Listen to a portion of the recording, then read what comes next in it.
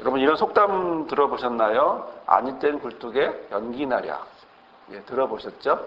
너무나 잘 알고 있는 말씀이고 아마 자주 우리가 이런 말들을 이런 속담을 사용하지 않나 싶은데요. 이 말의 뜻은 뭐냐면 원인이 없는 결과는 없다라는 거죠. 연기를 떼야 굴뚝 밑에서 장작을 떼야 연기가 나는 거지 장작을 떼지 않고 어떻게 연기가 나겠느냐라는 거죠. 결국 안 떼면 연기가 안 나고 떼면 연기가 난다라는 거죠. 여러분 안 뗀 굴뚝에 연기 날까요? 답은 뭐죠? 안 난다죠. 답은 이건 과학이고요. 이건 상식입니다. 정말 당연한 이야기죠. 그런데 우리가 살다 보니까요. 이런 상식이 안 통할 때가 너무나 많다라고 하는 사실을 우리가 경험하게 됩니다. 떼지도 않았는데 연기가 나고요. 그래서 이런 신기한 일을 우리가 자주 목격하게 되는데요. 특히 요즘같이 굴뚝이 없는 시대에 정말 연기가 나는데 그냥 연기도 아니고 대형 화재로 막 번지는 걸 봐요. 그런데요. 본 사람은 없어요.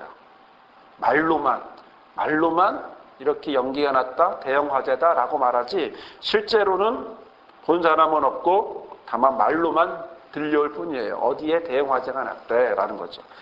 아니 땐 굴뚝에 연기 나겠느냐 그러면서 믿을 수 없다 그러면 이렇게 속담을 이야기하는 거죠. 이번 주에 우리나라에 아주 재미난 일이 하나 있었는데요. 안타까운 일이지만 재미난 일이 하나 있었는데 뭐냐면 한 가수가 자신의 악성 루머 때문에 기자회견을 했어요. 텔레비전에서 많이 보셨죠? 예. 그 루머를 그 기자회견을 보면서 그분은 뭐라고 말했냐면 참류 소설이기 때문에 자기는 대꾸할 가치도 없었다는 거예요. 놔둬라 이렇게 얘기했대요.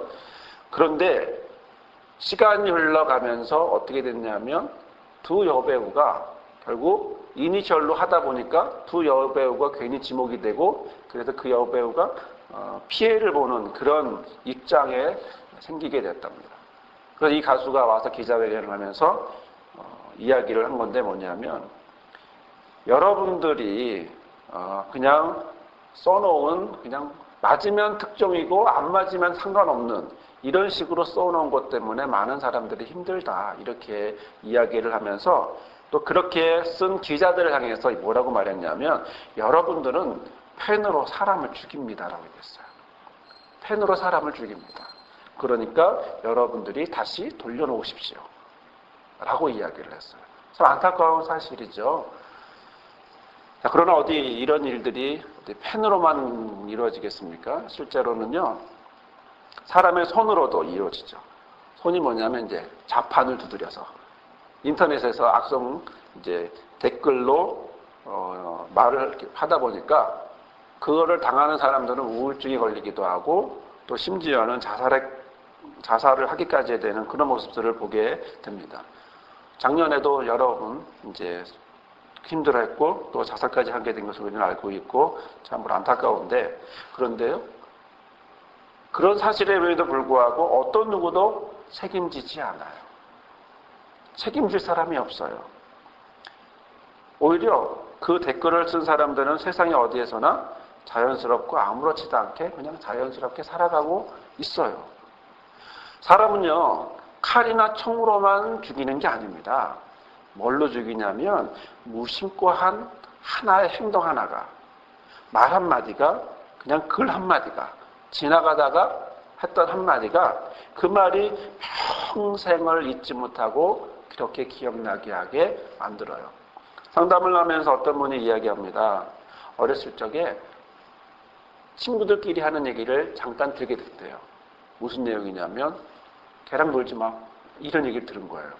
그 얘기를 딱 듣는 당사자는 평생 그 이야기를 잊지 못하는 거예요.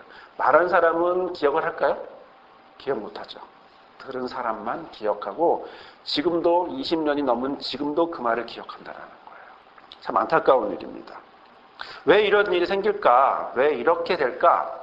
어떤 원인 때문에 이런 일이 생길까 생각을 해보면서 말씀을 묵상하면서 그런데요. 이런 경험들이 솔직히 저나 여러분이나 보면서 특별한 경우가 아닙니다. 특별한 일생에 한두 번 있을까 말까 하는 경우가 아니고 너무나 자주 반복되는 것을 우리는 경험하게 됐죠. 제 인생에서도 있었고 아마 여러분 인생에서도 그런 일들이 자주 오해를 하면 오해 때문에 힘들고 안 하면 안 해서 힘들고 하면 해서 힘든 거예요. 풀 수도 없고 풀면 더 강조한다고 오해하고 그래서 어쩔 수 없는 경우들이 많이 있게 되는데요. 또 하나의 경우를 생각해 봤습니다. 만약 이런 행동을 했을 경우에 자기가 하고 싶은 이야기를 했을 경우에 과연 우리 마음은 시원할까라는 거예요. 과연 이렇게 말하면 시원할까? 기쁨이 있을까? 나로 인해서 다른 사람을 힘들게 하는 이런 행동을 했을 때 과연 내 속은 시원해졌을까? 이런 생각을 해봤는데요. 이번 주에 어느 목사님을 만났어요. 이 목사님은 노예에서 바르지 않은 것에 대해서 강력하게 주장하는 사람이에요. 제대로 해야 된다고, 바르게 해야 된다고. 그래서 사람이, 목사도 사람인지라 여러 가지 실수도 하고 잘못도 하잖아요. 그러면 법정을 따져가면서 이야기하는 거예요. 그렇게 목사가 되고 5년 정도를 그렇게 하고 나니까 어느 순간 5년이 지난 지금 좀 자제하게 됐대요. 제가 물어봤어요. 왜 자제하게 됐냐고 물어봤더니 이유는 간단해요. 자기가 왜 그렇게 하는지를 알게 된 거예요. 몇 년 전에 목사 안수를 받으려고 했는데 목사 안수를 받으려면 이제 서류상의 절차가 필요하잖아요. 그런데 2년을 채워야 되는데 몇 달이 모자른 거예요. 근데 다른 어떤 목사님이 와서 그거를 발견해내고 목사 안수를 못 받게 만들었어요. 그래서 6개월 뒤에 받게 했어요. 이 사람은 뭐가 생겼나요? 분이 생겼죠. 그러다 보니까 그분이 노예에서 어떤 행동을 할 때마다 무슨 생각이 날까요? 옛날 생각이 나고 그 옛날 생각이 나는 그것이 분이 그가 하는 모든 행동에 대해서 소위 안티를 걸기 시작하는 거죠. 틀린 말은 아니에요. 법대로니까. 틀린 말은 아니에요. 그런데 법대로 하다 보니까 뭐가 생겼나요? 서로 더 깊은 골이 생기고 감정의 벽이 생기기 시작했어요. 그러던 어느 날 자신이 왜 그렇게 하는가 생각해 봤더니 원인을 알게 됐죠. 아, 이것이 옳은 게 아니었구나. 그 전까지는 자기는 무슨 생각을 했냐면 이것은 옳은 거야. 틀린 것을 고치는 것이 옳은 거야. 이것은 거룩한 행동이야. 의로운 행동이야. 나는 지금 의로운 행동을 하고 있어. 라고 생각하고 나의 이런 모습을 왜 사람들은 몰라줄 거라고 했는데 시간이 지나고 나서 보니까 그것은 의로운 행동이었다기보다는 나의 분풀이였구나 라는 사실을 알게 된 거죠. 그래서 요즘 자제하고 있는데요. 자제하다 보니까 또 뭐가 보여요? 의롭지 않은 몇 가지들이 보이는 거예요. 그러니까 뭐라고 또 생각이 들까요? 나는 또 저기에 가만히 있구나. 곧 내가 지금 타협하고 있는 거 아니야? 이 불의에 대해서 내가 타협하고 있는 게 아니야? 이런 생각을 하게 됐답니다. 그러니까 뭐가 되냐면 마음이 또 안 좋더래요. 이렇게 할 수도 없고 저렇게 할 수도 없고 그런데 결국은 사이는 더더더 나빠졌고 자기는 분을 냈던 것이기 때문에 어떻게 회복이 되기도 어렵고 하지만 지금은 그래도 자제하려고 노력하고 있다고. 그 대신 어디로 생각이 발전됐냐면 이젠 자기가 안 하고 윤리위원회를 만들어야 된다는 거죠. 누가 한다는 거죠? 자기가 안 하고 다른 사람이 하도록 하고 싶다라고 하는 생각이 막 일어난다는 거죠. 못 버리는 거죠. 안 버려지죠. 이게 솔직히 저와 여러분의 모습일 수도 있습니다. 우리가 화를 낼 때요. 이분같이 분을 낼 때요. 아니면 저도 아까 같은 경우에 무엇이 있었냐면 이 애들이 옳지 않은 행동을 했어 라고 제 생각을 한 거죠. 편견과 상상을 한 거죠. 또 이분은 나름대로 이유가 있어서 옳지 않은 것을 한다고 이야기를 했지만 결국은 이 안에는 지나친 상상력과 편견이 있고 상처가 있고 피해의식이 있고 그로 인해서 겉으로 드러나는 건 의로웠지만 속은 골맞다라는 거죠.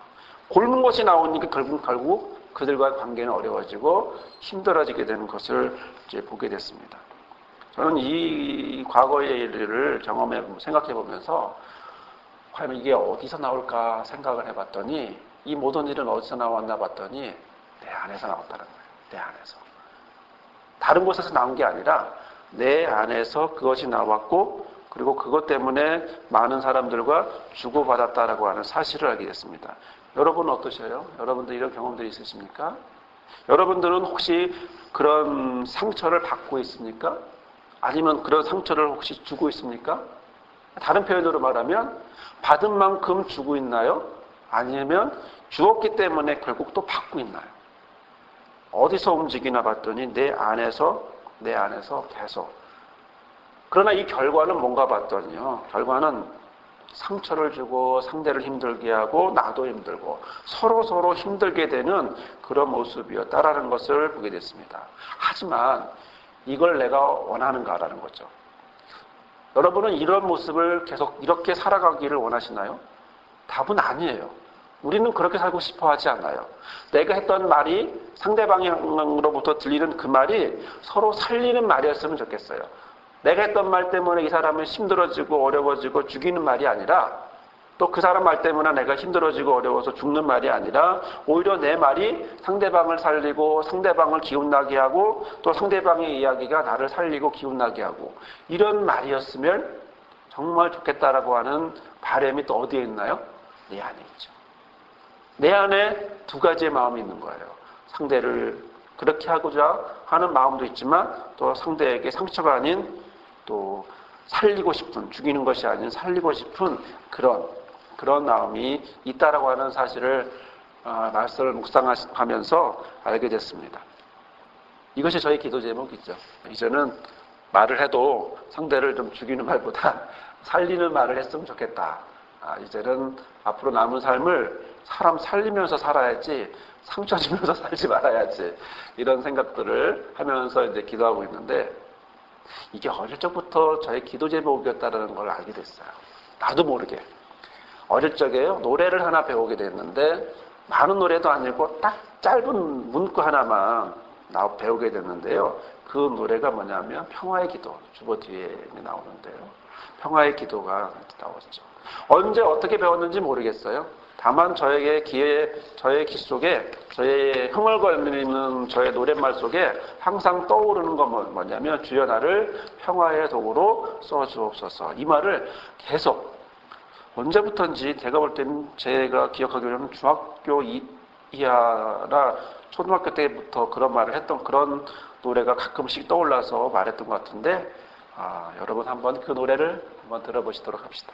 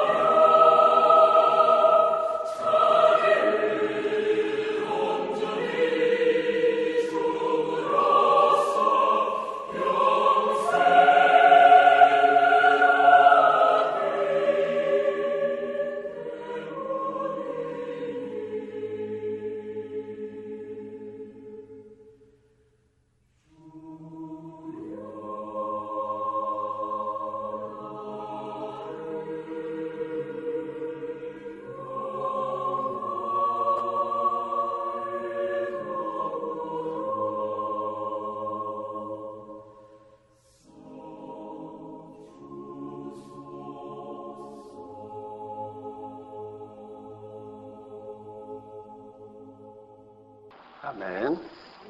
우리 교회 합창단입니다.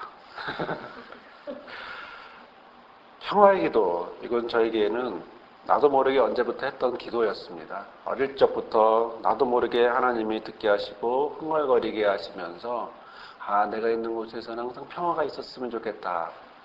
아직은 그 역할을 충분히 하지 못하지만 그러나 평화가 있었으면 좋겠다. 이런 기도를 계속 이제 지금도 하고 있습니다. 이 기도는요, 이 기도의 열매는 내가 나의 노력으로 만드는 것이 아닙니다. 하나님이 하시는 거죠. 오로지 응답으로 이루어지는 것이고요. 바로 이런 응답은 내 노력이 아니라는 사실입니다.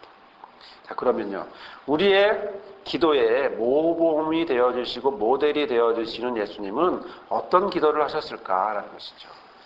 자, 그런 어떤 기도를 하셨을까요? 그분의 기도를 보면 그분의 마음을 우리는 볼 수가 있어요. 우리와 다른 마음으로 기도하신 것을 볼 수가 있는데 그 마음을 우리가 그분의 기도를 통해서 보고자 합니다. 아버지여 내 말을 들으시는 것을 감사하나이다. 항상 내 말을 들으시는 줄을 내가 알았나이다. 그러나 이 말씀에 없는 것은 둘러선 무리를 위함이니 곧 아버지께서 나를 보내신 것을 저희로 믿게 하려 함이니이다. 자, 여기에 그분의 기도의 마음이 들어 있습니다. 우리는 지난주까지요, 이 말씀을 통해서 목자의 기도에 대해서 보았어요. 첫 번째 기도에는요, 친밀한 기도였다는 거죠. 아버지여 내 말을 들으시는 것을. 근데 원래 원어는 뭐냐면 아버지여 나를 들으시는 것을요. 말이라는 말이 없고요, 나를. 그러니까 나를 들으시는 거예요. 하나님은 나를 들어요. 내 말을 듣는 게 아니라 나의 삶의 모든 것을 들어요. 나를 들으시는 것을 감사합니다. 내가 나를 들으시는지를 내가 알고 있습니다. 이렇게 예수님은 친밀한 기도를 드리셨어요. 두 번째는 뭐냐면 관계의 기도였어요. 무슨 관계죠? 아버지와 아들의 관계. 아버지와 아들의 관계, 두 아를 하셨는데 바로 나의 삶을 받으시는, 우리의 삶을 받으시는 하나님을 향해서 우리가 기도할 때 아버지와 아들의 관계로 기도하듯이 목자의 기도는 그러하듯이 우리의 기도도 그러하기를 우리가 함께 나눴는데요. 오늘 우리는 이 말씀을 통해서 하나를 더 보고자 원합니다. 그것은 뭐냐면 예수님이 무엇을 위해 기도했느냐는 겁니다. 내용이 뭐냐는 거죠. 기도의 내용, 기도가 무엇을 위하고 기도의 목적이 뭐였느냐, 이것을 우리가 보고자 원하는데요. 특히 42절의 말씀 중반절 이후 그러나 이 말씀에 없는 것은 둘러선 무리를 위함이니 곧 아버지께서 나를 보내신 것을 저희로 믿게 하려 합니다. 라는 것입니다. 여러분 여기에는요, 첫 번째 기도의 목적과 내용이 들어있습니다. 뭡니까? 그 목적은 믿게 하려 한다는 거죠.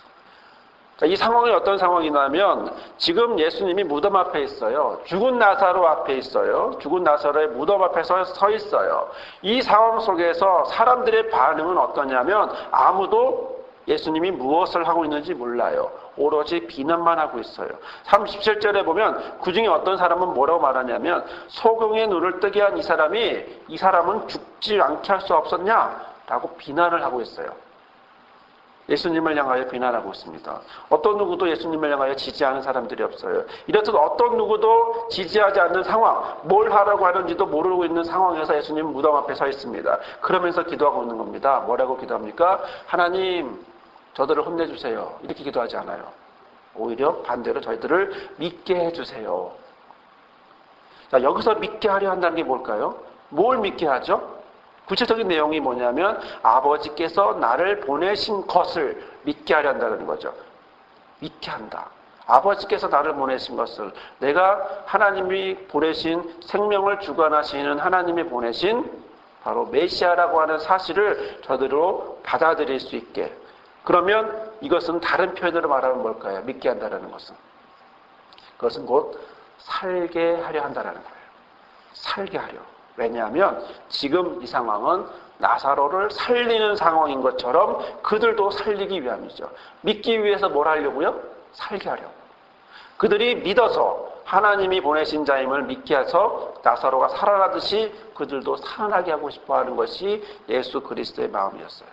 그래서 두 번째 그들의 그 기도의 대상은 바로 구체적으로 누구냐면 바로 아버지 나사로를 살려주세요 라고 말할 것 같은데 우리는 무덤 앞에 있으니까 나사로를 살려주세요 라고 말할 것 같은데 그것이 아니라 그러나 이 말씀에 없는 것은 둘러선 무리를 위함이다 라고 말하고 있습니다. 정확한 번역은 뭐냐면요. 그러나 그 둘러서 있는 백성 때문에 내가 말씀을 드리고 있습니다. 그러나 이 말씀에 없는 것은 그러나 그 둘러서 있는 저 백성들 때문에 내가 지금 이 말을 하고 있는 것입니다. 나사로를 살려주세요가 아니라 저들 때문에 내가 이 말을 하고 있습니다. 누구요? 바로 생명을 주관하는 하나님이 보내신 아들이라고 하는 사실을 전혀 받아들이지 않고 오히려 비난하고 있는 저 둘러선 사람들을 향해서 그들을 위해서 기도하고 있어요. 지금 그들은 예수님을 비난하고 있어요. 여러분들은 여러분을 향해 비난하는 사람들을 위해서 기도할 수 있을까요? 어렵죠. 하지만 지금 예수님은 비난하고 있는 그들을 향해서 기도하고 있습니다. 뭐라고요? 믿게 하려고. 살리게 하려고. 이들의 반응은 결국 어떤 반응이었을까요? 45, 46절에 두 가지의 반응이 나온 것을 보게 됩니다. 마리아에게 와서 예수 하신 일을 본 많은 유대인이 저를 믿었지만 저를 믿게 돼요. 유대 사람들 가운데 많은 사람이 예수를 믿게 되는데 그 중에 어떤 사람들은 바리새인에게 가서 예수의 한 일을 뭐예요? 고발했다라는 고발. 즉 일부는 믿게 되고 일부는 고발했다는 거죠. 많은 사람이 예수님을 메시아로 받아들였지만 또 많은 사람들은 바리새인들에게 가서 고발하게 됐다라고 하는 사실을 우리는 성경을 통해서 보게 되죠. 여러분은 어떤 기도를 드리고 계시나요? 저와 여러분은 지금 우리는 어떤 기도를 드리고 있나요? 목자이신 예수님, 바로 이런 목자이신 예수님의 기도를 보면서 우리는 어떤 기도를 배우고 있나요? 나를 들으시는 기도, 아버지와 아들로서의 관계로서 하는 기도, 거기에 예수님의 기도는 바로 살리는 기도라고 하는 사실을 우리는 보게 되는데요. 구체적으로 그 살리는 그가 누구예요? 그 둘러선 무리라는 거예요. 그 둘러선 무리. 여기에는요, 예수님이 그 둘러선 무리를 향해서 기도하고 있어요. 여기 여러분 자세히 보시면 그라는 말이 나와요. 그가 뭘까요? 어떤 말을 얘기하는 걸까요? 한정을 얘기하죠. 한정. 즉 그곳에 있는 제한된 사람들, 바로 그 사람들. 어떤 사람과 그 사람, 다른 의미죠. 특별한 사람을 얘기하는 거죠. 특정한 사람을 얘기하는 거죠. 제한된 사람을 얘기하는 거예요. 그라고 하는 말은 그 둘러선 무리, 바로 이 순간 나사로를 살리는 이 순간 무덤 앞에서 무덤을 바라보며 예수를 바라보며 비난하고 있는 바로 저들, 바로 제한되어 있는 한정되어 있는 저들, 구체적인 바로 저들, 바로 그들은 누구일까요? 예수님에게 맡겨진 영혼들이라는 거죠. 그래서 예수님은 그들을 향해 얘기하고 그들을 향해서 기도해주고 있는 것입니다. 아버지에게 기도하고 있는 것입니다. 나사로처럼 살아날 무리들을 향해서 기도하고 있습니다.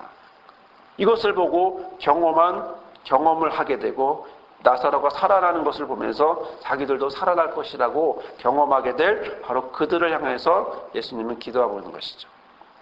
저들을 살려주세요. 저들을 믿게 해주세요.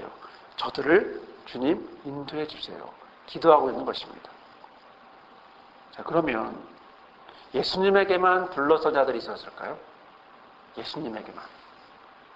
아니요. 우리에게도 둘러선 자들이 있다라는 거죠. 우리에게 둘러선 무리들은 누구일까요? 우리 교회 같은 경우에는 둘러선 자들이 누구일까요? 교회가 여기 있습니다. 주변에 보면 다 둘러섰죠. 그렇죠? 사방으로 둘러서 있습니다. 뭡니까? 우리 교회에 둘러선 사람들이 있습니다. 동백에는 5만 명이라는 사람들이 있는 거죠. 이 5만 명이라고 하는 사람이 이 동백에 있는 우리 교회에 둘러선 사람들입니다. 그래서 우리 교회는 그들을 향해서 기도해야만 합니다.